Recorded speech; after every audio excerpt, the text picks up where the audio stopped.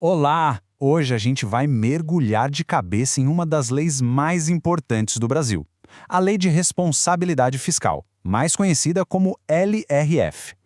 Pense nela como um grande manual de regras, um guia essencial que coloca ordem no uso do dinheiro público. Vamos entender como essa engrenagem funciona. Pois é, essa é a pergunta de R$ 1 milhão, né? O que segura um governo para ele não gastar sem controle e acabar quebrando o país?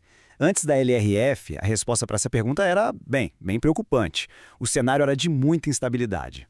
Imagina só o cenário antes do ano 2000. Era uma verdadeira bagunça nas contas públicas. Governos gastavam mais do que arrecadavam, empurravam dívidas para os seus sucessores, faltava um conjunto de regras claras que colocassem freio nisso tudo.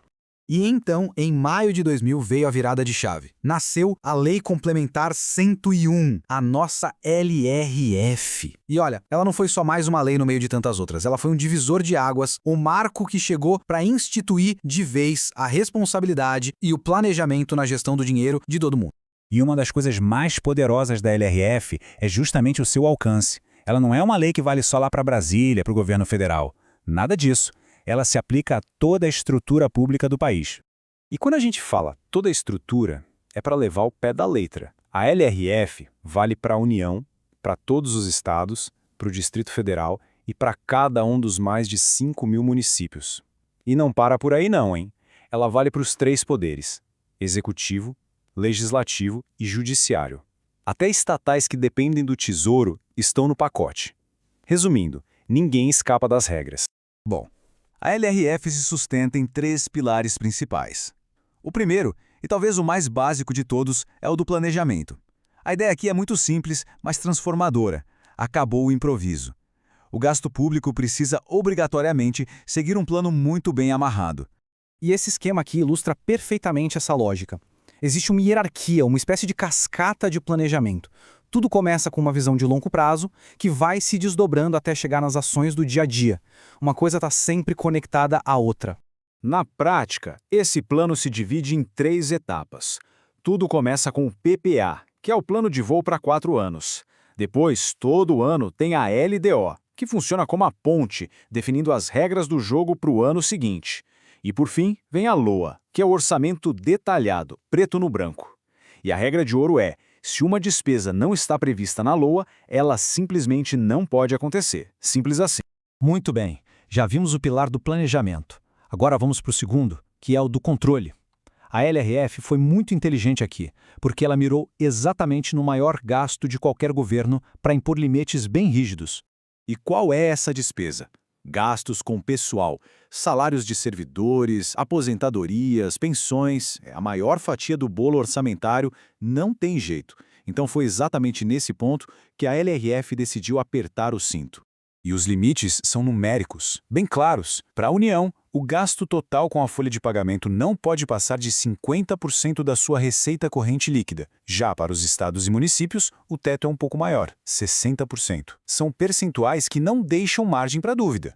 Certo, mas e se um governo começa a chegar perigosamente perto desse limite? A lei fica só olhando e esperando o desastre acontecer? De jeito nenhum. Ela tem um sistema de alerta preventivo, que funciona quase como um semáforo. Quando o gasto com pessoal atinge 90% do teto, acende a luz amarela. O Tribunal de Contas que fiscaliza isso emite um alerta formal para o gestor. É um aviso claro: opa, atenção aí, é hora de pisar no freio. Agora, se a despesa continuar subindo e chegar a 95%, a coisa fica bem mais séria. Já não é só um aviso. A lei ativa uma série de proibições automáticas, como, por exemplo, dar aumentos, criar novos cargos ou contratar mais gente, salvo raras exceções, claro. E se o limite de 100% for estourado? Aí o sinal fechou de vez. O governo tem 8 meses para se ajustar e voltar para o limite. Se não conseguir, as punições são severas. Ele pode ser proibido de receber transferências voluntárias do governo federal e de pegar novos empréstimos. Ou seja, a lei tem dentes e eles mordem. Além de controlar os gastos correntes, a LRF também coloca a ordem na casa quando o assunto é endividamento. E para isso, ela tem um mecanismo importantíssimo, conhecido como a regra de ouro.